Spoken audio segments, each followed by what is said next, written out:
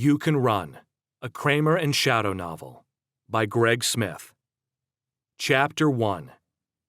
She scrambled on her hands and knees, worming her way deep into the thick underbrush. Her lungs and throat burned from frantic breathing. The pain of branches and rocks tearing and bruising her skin went unfelt. Terror coursing through her young body immunized her senses to any injuries. She bumped into the base of a tree, its rough bark scraping her face. Her arms wrapped around the trunk, welcoming the sense of security offered. The girl shuffled around and leaned her back against the tree and drew her knees up to her chest. She squeezed her eyes tight and listened. Blood pounded in her ears. She struggled to dampen the infernal noise, and gradually her hearing cleared. At first, there was nothing. Then suddenly she heard it, a distant crackling. Her brow wrinkled in concentration as she worked to put a name to the sound. Her eyes flew open. Fire. Despite the dense underbrush and the distance she had placed between herself and the house, she spotted the flickering light. Night lay thick and heavy all around her, and there was no mistaking the flames reaching out through her bedroom window. Tears ran down her face and sobs racked her as images of her parents flashed before her mind's eye. "Sarah, time for bed, dear." Her mother had sent her off to bed early tonight because her father wanted to leave at first light tomorrow morning. It was to be the family's first vacation to Disney World, and the young 12-year-old was ecstatic, to say the least. She argued she didn't think she could sleep a wink, but her mother still insisted she try. Sleep must have snuck up on her, because the house was totally dark when the crash of splintering wood jerked her wide awake. At first she thought she dreamt the noise, but as she sat up in bed wondering, sound of glass shattering came from somewhere toward the front of the house. At the same moment, the back door burst open. She leapt out of bed and dashed to the bedroom door. Sarah remembered watching her mother ease it close and blowing her a goodnight kiss. Now she stood in the passage that ran the length of the house. Her parents' room lay directly opposite hers, and she jumped back as her father threw their door open. He stared at her wild-eyed for a second, and swiveled his head back and forth as chaotic sounds came from both ends of the house. "Get back in your room and close the door, Sarah," he hissed. But before she could do as ordered, something caught her father's attention, and he turned from her. He was a large man, strongly built, and his frame almost blocked the whole passage, but Sarah, peering around him, barely saw the figure of another man coming from the living room up front. "What the dickens is going on?" her father shouted. "Who are you? What the hell do you want? You have no right—" Everything seemed to happen at once. Sarah's mother appeared, her face contorted with fear, her eyes gaping in astonishment, her mouth a big O. Sarah's father braced himself as the stranger charged at him.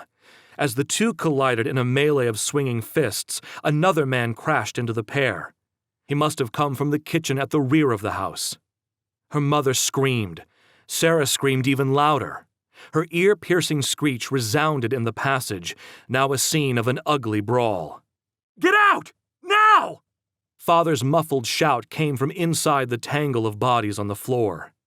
Sarah's mother made to move around the fight to reach her, but a hand lashed out, seized her ankle, and brought her crashing down hard. The woman's head struck the hardwood with a dull crack. A trickle of blood seeped across the corridor towards her as she stared in horror, transfixed. "Grab the kid!" The voice belonged to one of the house invaders. A sudden thunderous roar rose out of the fighting, and with Herculean effort, Father heaved himself up, sending one of the strangers hurtling down the passage. The other pulled something dark and ugly from his belt.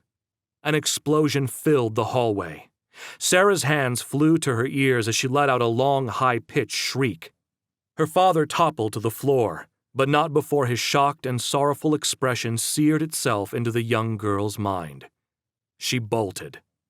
Toys and clothes littered her room, but these she simply ran around or jumped over.